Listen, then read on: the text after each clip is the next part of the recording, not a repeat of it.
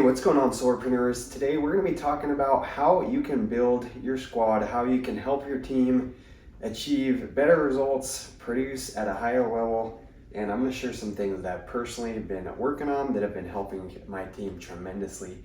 So if you are interested in growing your team, this episode is for you, which hopefully everyone should be interested in growing a team, because I think that's one of the best ways to grow in sales and in the solar industry.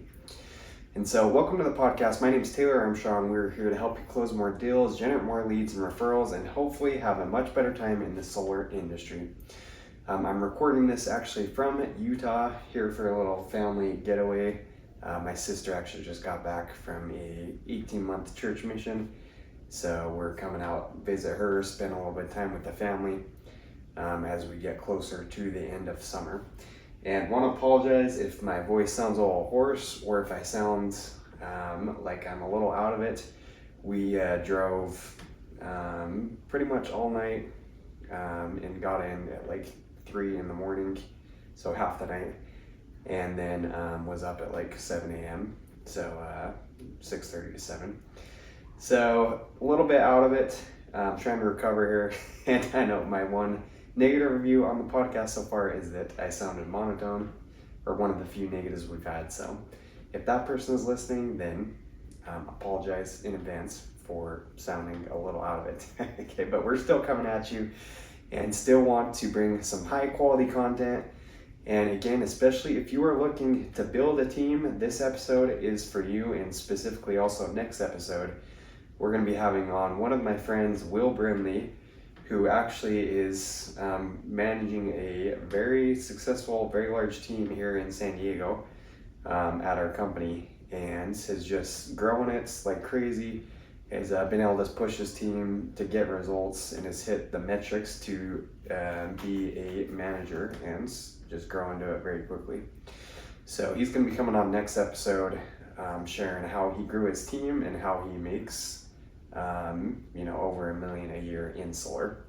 Okay, but let's talk about some things that I personally have been doing. So for those that don't know my story as well, or maybe need a refresher, about 2 years ago, I was with 3 years ago, coming out of COVID, joined a dealer, pretty successful dealer, working with guys like Ricardo Ritchie, a lot of other successful dudes that just made over $1 million in solar, were absolute beasts, was able to learn from them. But unfortunately, we had some issues, as most people have that have been in solar for any length of time. Had some installer issues. We stopped getting paid out. We had delays, and long story short, we didn't get paid out a ton of money, and all of us just kind of disbanded, went our separate ways. And so since then, about 2.5 years ago, I went to another dealer, had some issues with them, some similar, and just wasn't really building up the team to what it was, and essentially started over when I joined Legacy here, my latest company that I've been with for about a year now. And so pretty much started from scratch about a year ago. Brought on a few people that came over just over after all the transition, but had to essentially start from the ground up. And so right now we are sitting at about 14 people on my direct squad, and we're building a ton of momentum right now. And shout out anyone that's on my squad listening to this. Love you guys, and specifically my co-squad leader. We got Javier. He's been helping me a ton, and would definitely recommend building up a team, building up a squad together. And so I want to share just a few things that we've implemented. If you are with a larger company, currently our team here in San Diego, our whole office, we're at over 150 reps. So obviously a massive team.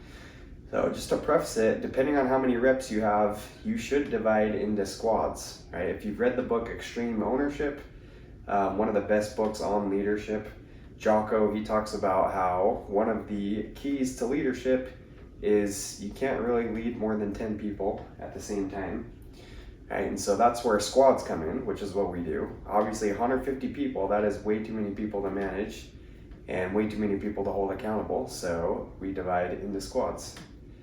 And so what I'm going to talk about is how you should be leading your squad, or maybe you're a smaller office, trying to get your reps to produce more and trying to grow. These are some systems I believe you should put into place, and I think it's helped our team a ton.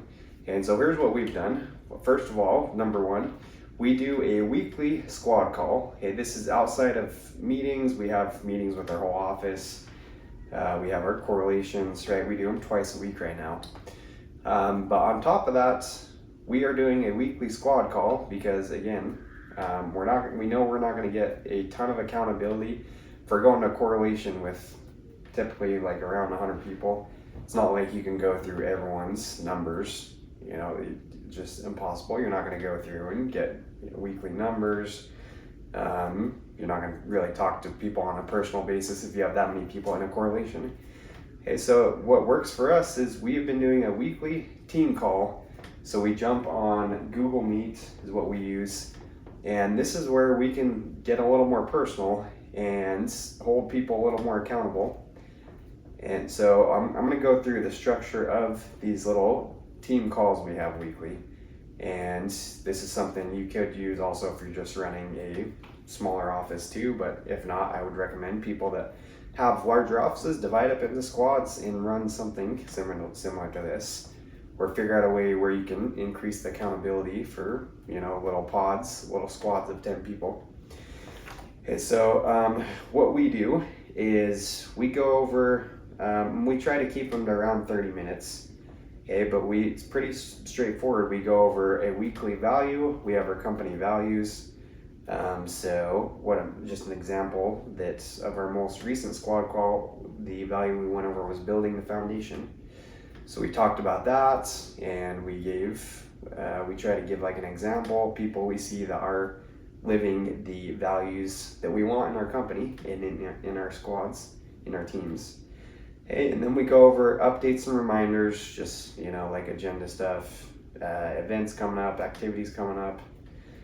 And then our team, we're all about standards, right? And so what we do, we have a spreadsheet, and our team, we know that the standard we want our guys to hit, and we're holding ourselves accountable to, is 1,000 doors knocked or 4 deals, daily check-in at 2 p.m., daily checkout after 8 p.m., attending all the meetings, lead chat engagement, maintaining a high level of accountability, and being coachable. So those are our standards that we review and just kind of beat into our team's heads, right? Because we want them to live the standards. Okay, so we review that, we go over some announcements. Something really important for us, and it's helping massively as well, is we have all of our new reps that join. We have something called 8 and 8, and it's where they need to get ideally 8 deals in their first 8 weeks. Because if you look at any team, if you look at retention in solar, most people are going to fall out because they're not getting deals quick enough, they're not getting paid quick enough, and so they lose motivation, they fall out. So what we did is, and this wasn't my idea, but this is on a company level, but it's helped us out a lot, is we just keep track of that. It's like, okay, in the first 8 weeks, where are we at? How can we get guys moving on that train quicker to actually get the 8 deals in 8 weeks? And it's just, as they get deals, they're given like swag, backpacks, hats, stuff like that. But the main goal is to get to 8 deals, and anyone that hits the 8 deals in 8 weeks, they're going to get to go on the company cruise that happens once a year. Okay, so it gives our guys a lot of motivation to come out running and try to get those 8 deals in 8 weeks. Okay, and then from there, basically the only 2 other things we go through is just accountability.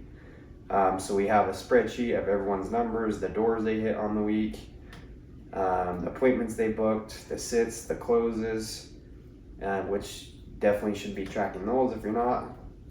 Very, very important that you track those KPIs. Keep a spreadsheet of your team. Have someone that's designated to go and update those numbers, whether it's yourself, or I'd recommend outsourcing possibly like a virtual assistant, possibly a setter manager. So have someone that goes in and gets these numbers, updates them, and then you just go through the numbers, right? And it's holding people accountable.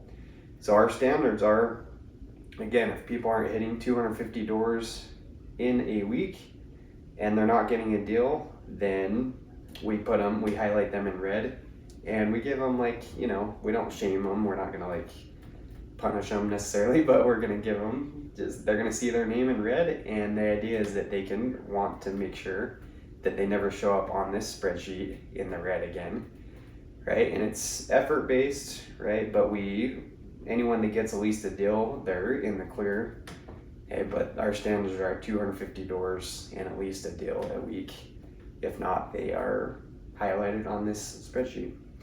And then we just have a goal board for the month. So we put everyone's name, list where they're at on the month, and we do bug goals. How many deals are they committing to for the month?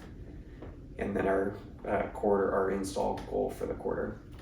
And then that's basically it. We sometimes do a little leadership thought or a small training after that, which you can delegate to other people on your team. But these calls, it's been a game changer for us.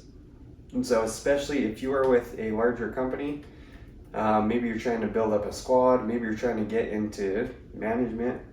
The biggest mistake I think I made is we were growing our team, but I was not doing calls like this, wasn't tracking our numbers that much, would kind of look at them from time to time, but it wasn't like a weekly thing where I was analyzing how many numbers.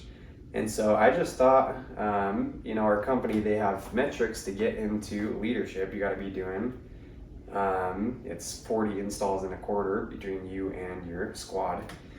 And so when I first joined Legacy, my current company, I'm like, okay, we'll hit that easy.